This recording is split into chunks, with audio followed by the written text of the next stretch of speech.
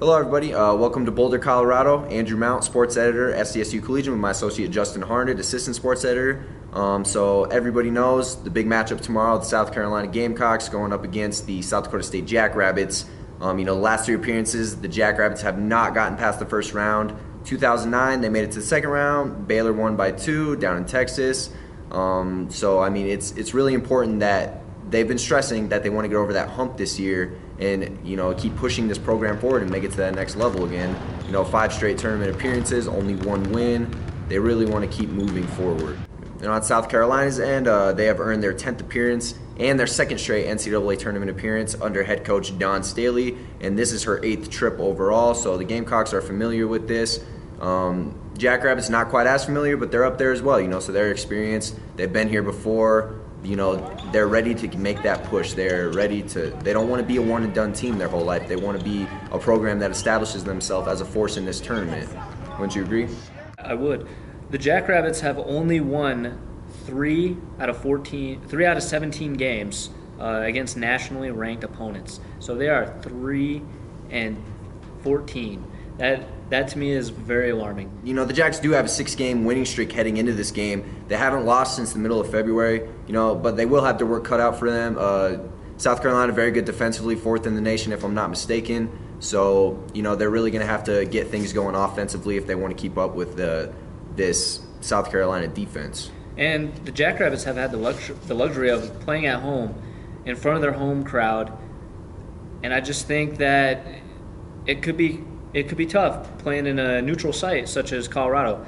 The Jackrabbits will have a few more fans than South Carolina, I think. I've already seen quite a few Jackrabbit fans around here, so I think that could be a pretty good advantage for the Jacks. I agree. I think South Dakota is a little closer than South Carolina, obviously. There's some Jackrabbit alum living around these parts in Colorado. I think that they'll want to come out to the game. Head coach Aaron Johnson does believe that there will be a decent fan base here for them. He thinks that the women's basketball has grown a good fan base because they play at a pretty high level. They get back to the tournament year after year, but they do want to they want to win. They don't want to just be here doing the same old thing every year, But matchups to watch, Ashley Eide, Megan Wotashek, double-digit scoring games. They get double-digit scoring games. They're both very versatile. They can shoot, pass, draw coverage for other players to get open. And Eide can provide leadership.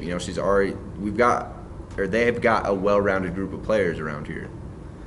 Exactly. And I think for the other side, for the Gamecocks, I think Ashley Bruner and Alicia Welch.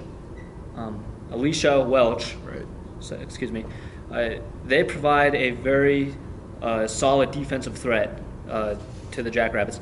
They can stop you defensively, and they can stop the Jackrabbits. They could slow down their offensive rhythm.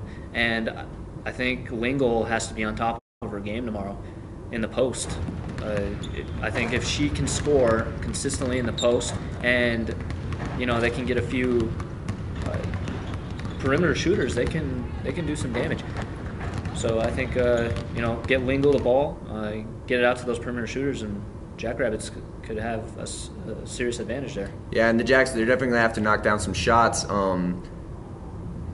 South Carolina not very good at the line. They have a really poor free throw percentage. They're not good at free throws. They're not a big 3-point shooting team. I think their best 3-point shooter is somewhere around 20%, not very good at all. Whereas Megan Wotashek, I think she's sitting at a good 48% shooting from behind the arc. So if the Jacks can knock down some shots against this defense, and I think they can win this game, and it could be a pretty good upset for SDSU.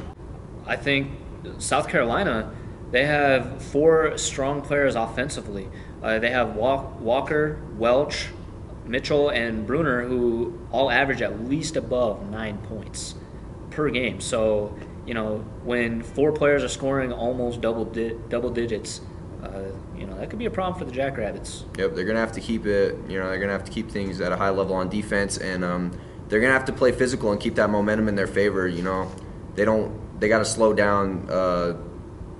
South Carolina is already struggling offense. They're not the greatest team offensively.